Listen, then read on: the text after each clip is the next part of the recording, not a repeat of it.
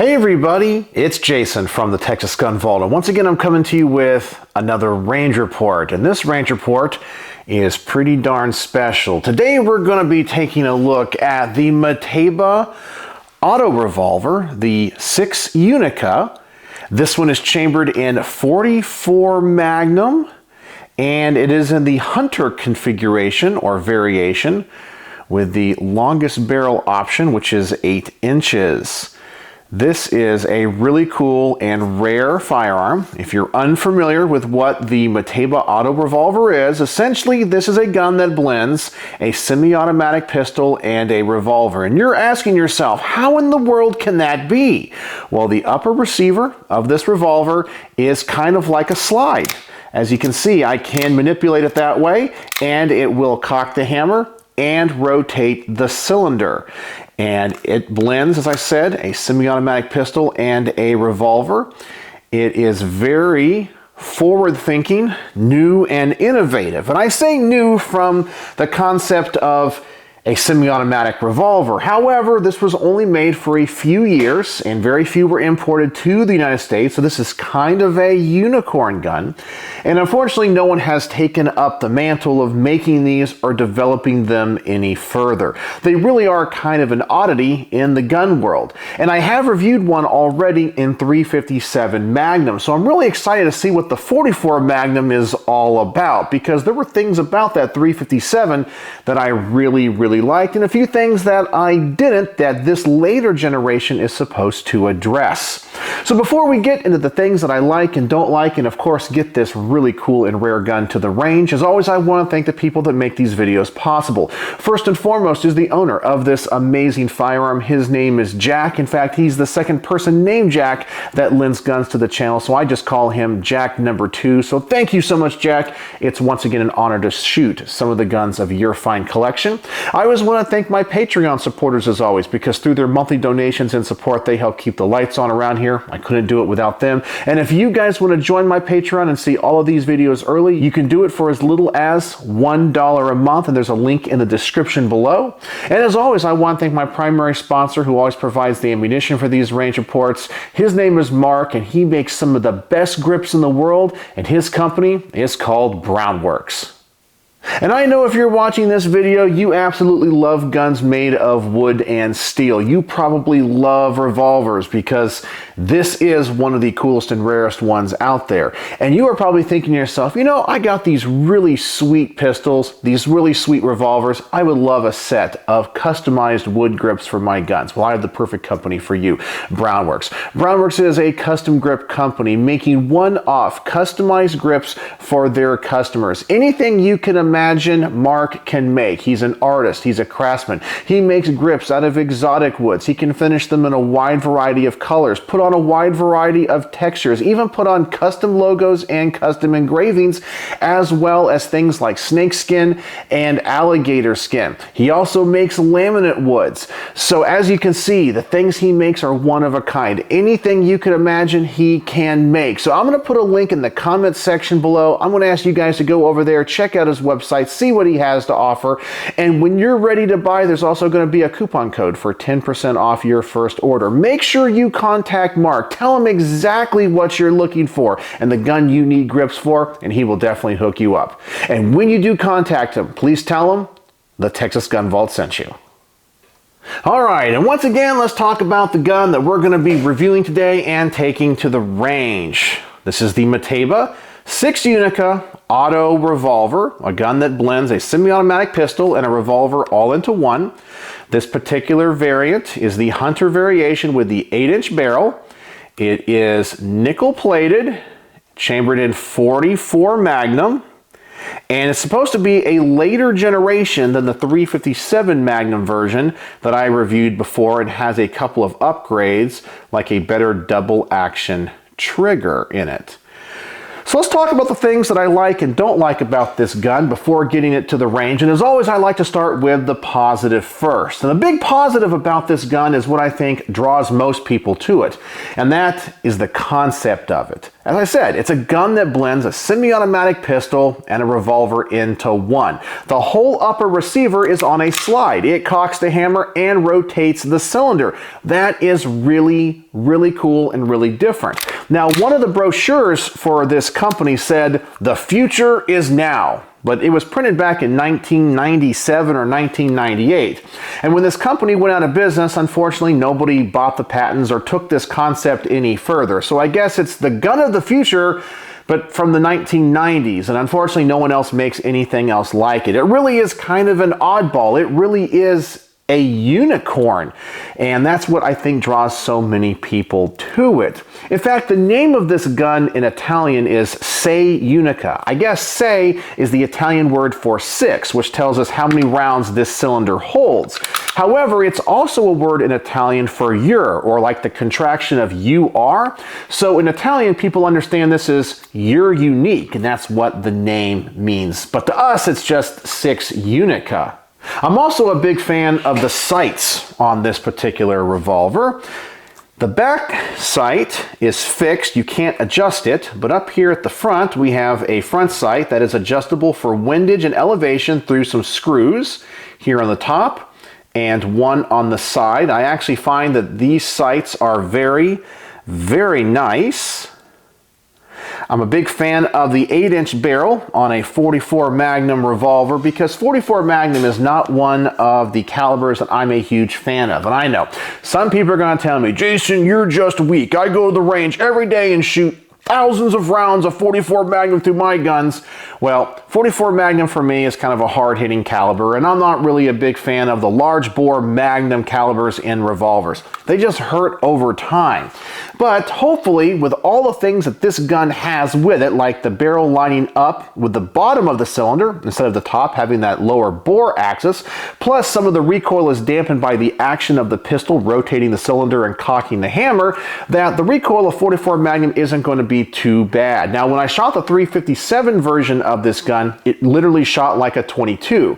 So I don't know if it's going to be able to dampen the recoil of 44 Magnum that much, but we're just going to have to see. But I think a big part of that is going to be this longer barrel. I'm definitely not a fan of shooting 44 Magnum through anything a lot shorter than this because it can definitely get really loud and that concussion just bothers me at the range.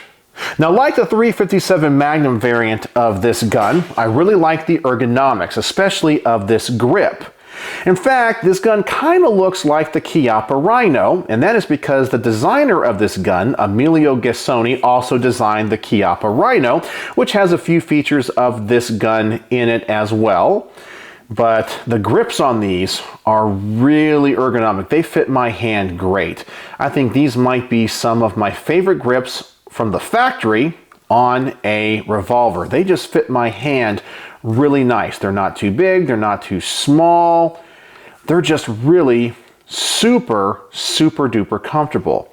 The last thing that I want to mention about this gun that I really like is the trigger. The trigger on this is fantastic, and just like the 357 Magnum version, the single action is absolutely amazing.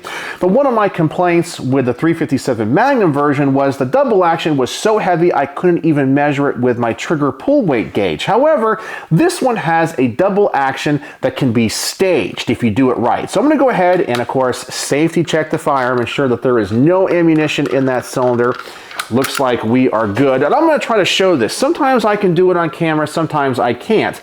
But on the double action pull, you can pull it back, it will cock the hammer, and then you can kind of stage the double action. So here we go. Right there, it is staged. You kind of have a wall, and then you have that really crisp single action pull. So I do like that. So you can kind of stage it just like that, and then pull it. That is really nice. And when it comes to the single action pull, this thing is absolutely exceptional. It is awesome. And so let me show you the reset on this. Yes, a reset on a semi-automatic revolver. It's kind of weird to say. So I'll pull the trigger and let me cycle the action here. And here is the reset. very short, tactile, and audible, and you are right back at that wall. There is absolutely no take-up whatsoever. So let me go ahead and adjust the camera. Let me get out the Lyman trigger pull weight gauge, and let's actually test this trigger and see how heavy or light it actually is. All right, so let's test out this trigger on this Mateba Unica 6. Now, as I mentioned, this double action trigger can be staged, and because of that, I'm not able to get standard readings on this gauge. They're kind of all over the place, but I can tell you, compared to the other one that I have reviewed, this one is a lot lighter and much more predictable. So today we're just going to test out the single action side of this trigger. So let me go ahead and, of course, open the cylinder here and ensure that there is no ammunition. It looks like we are good. So let's go ahead and turn on this gauge and clear the average out. And I think we are good. All right, so here we go. Let's see how light this trigger pull is in single action. 4 pounds, 9.2 ounces.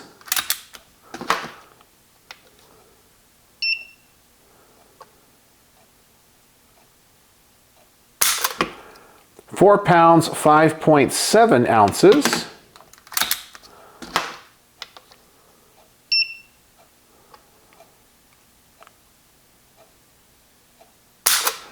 4 pounds, 7.4 ounces.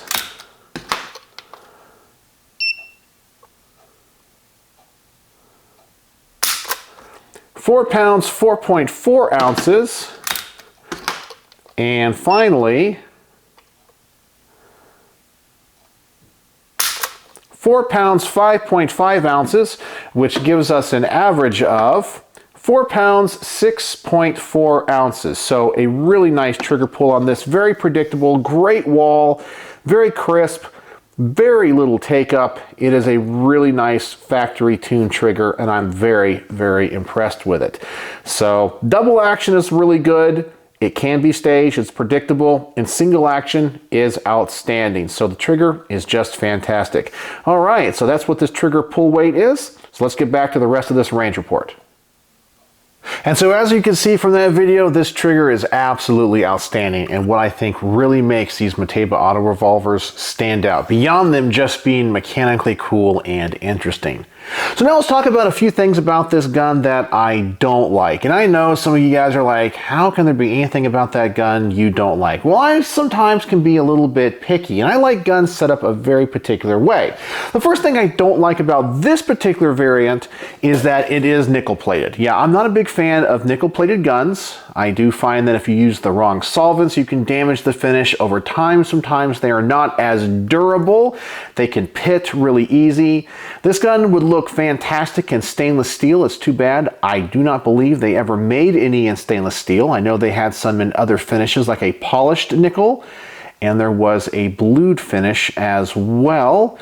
So just not a big fan of that finish. Like the 357 Magnum variant, I wish they had a longer hammer tang. So if you do want to pull the hammer back to cock it, to put it in single action, this is not a very big hammer tang, and I kind of wish it had a little bit better gripping surface to do that. It is relatively small. Now, another big issue I have with this gun is the disassembly, both for changing out the barrel and for field stripping and cleaning.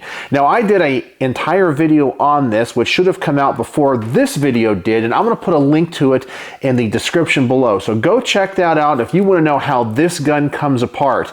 It's not like your standard semi-automatic pistol where you can just drop a lever and the whole thing comes apart. You got to have specialty tools, and it's really difficult to get back together. And so it's not for the faint of heart if you don't like to work on guns and don't have a lot of patience. So the disassembly of this is kind of hard. The last thing about this gun I don't like is how difficult it is to load and unload. You would think, it being a revolver, it's relatively simple. Just open the chamber and drop the rounds in. Now, this gun did come with some of these proprietary mag loaders. They are really cool, but I discovered a couple things when it comes to loading this gun that will slow you down. The first thing is, you do have a cylinder stop stop right here that of course prevents the cylinder from coming out, and as the cylinder rotates it kind of covers that up. So if you're going to use those auto loaders, you have to make sure this cylinder is clocked absolutely perfect for them to go in. Same thing if you open the cylinder and want to use the ejector rod, if one of the rims of the cartridges gets caught behind that, the whole thing will not come out. Then you have to maneuver the cylinder around to find out where it wants to go and to open it and be able to use that rod. It takes a little bit of getting used to, and you have to be patient. And as far as I can tell, there's no real trick to it. You just gotta hope that when you open that cylinder, if you're trying to get those out fast, one of those rims doesn't get caught on that little ledge. Otherwise, you'll be messing around with the cylinder a whole bunch. The other thing about this gun that bothers me is when the hammer is back, you can't open the cylinder. Now that's pretty standard for most revolvers. However, this being a semi-automatic revolver, you might be counting your shots, 1, 2, 3, 4, 5, 6, want to open that chamber, but you have to have the hammer dropped before you can open the cylinder. So you either have to manually lower it or of course just pull the trigger. It's something that you would have to get used to. It's a little bit awkward, a little bit weird, and it definitely would slow you down. So I don't think this is a gun that you're going to be able to shoot really, really fast unless you get used to that. But those are really the only things about this gun that I don't like. So now let's get this thing to the range. Let's see if this thing is all it's cracked up to be. I can't wait to shoot a Mateba 6 Unica and 44 Magnum. I don't know if this is going to hurt or not, so I guess we're just going to have to find out. So as always, I'm going to set the target at 7 yards. I'm going to put 2 cylinders through this at first and see if there's anything about this gun that I discover that I like or don't like, and I'll report back to you. So let's get to the range.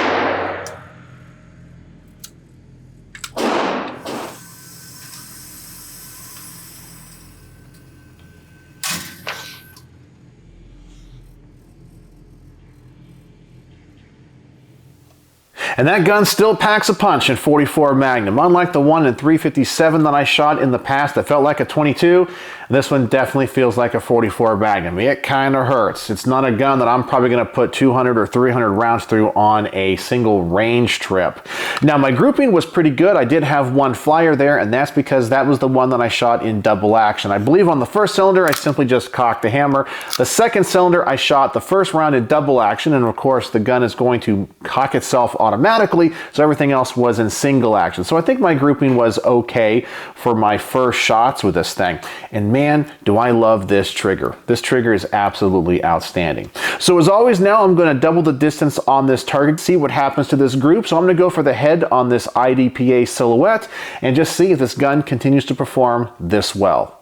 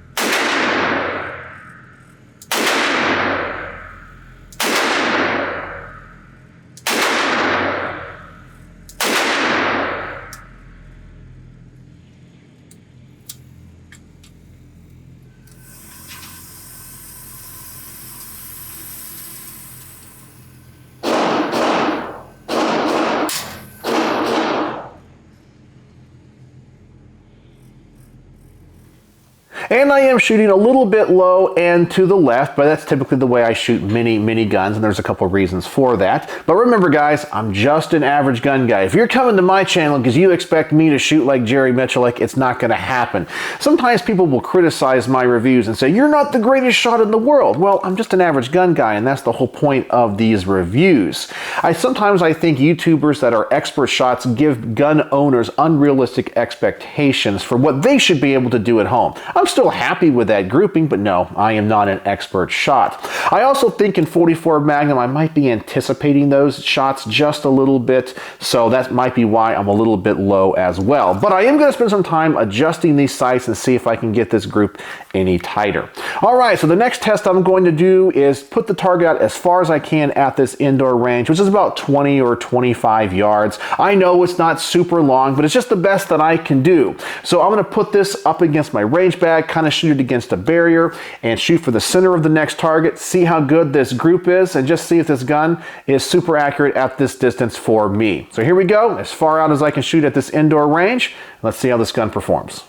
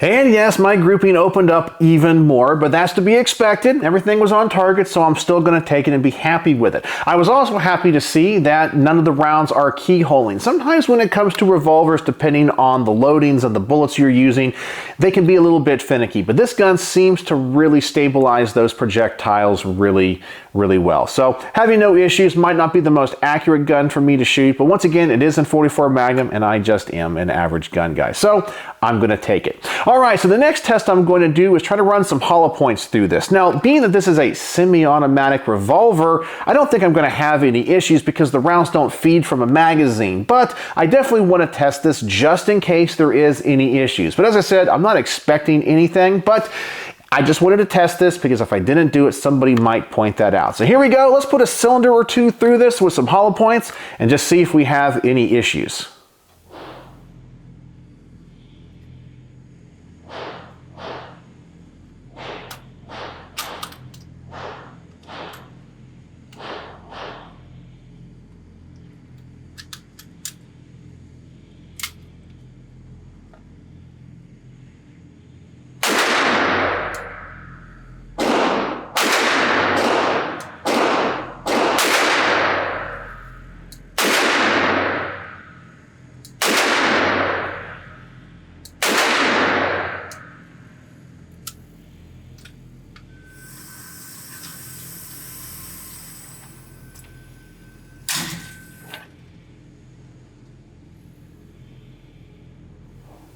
And as expected, we had absolutely zero hiccups at all. As I said, I have no idea why hollow points wouldn't run in this, so it just ran as expected. I will say my grouping was a little bit better now that I have adjusted these sights. All right, so the next test I want to do is run a cylinder of 44 Special through this. Now, when I reviewed the gun in 357 Magnum, I tried to run 38 Special through it. And of course, that's one of the big advantages of having a revolver in 357 Magnum or 44 Magnum, and that you can run 44 Special or 38 Special through them. However, this gun requires enough power to cycle the action for it to run properly.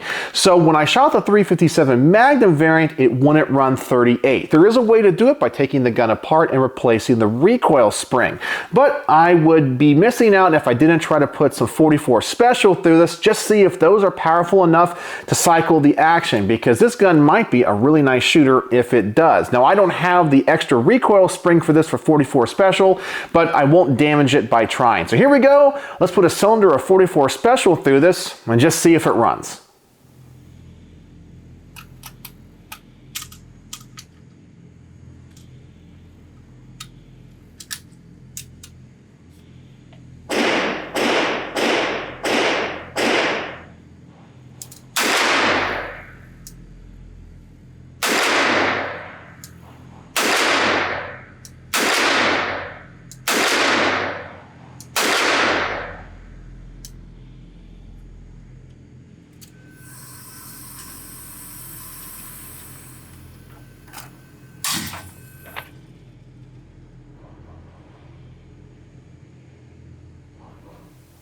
And oh my gosh, it actually runs. That is awesome. And now this gun is shooting like a 22. I can't express in words how soft recoiling that was. That is awesome. And the gun is way more accurate now for me because I'm probably not anticipating those shots in 44 Magnum. So now I want to try to do one of the tests again. I'm going to do the further distance test. Put the target out at about 15 yards again, and I'm going to put 2 cylinders of 44 Special through this and see if my grouping is any better and that I can kind of redeem myself. So here we go. Once more at the further distance, 2 more cylinders, but this time in 44 Special.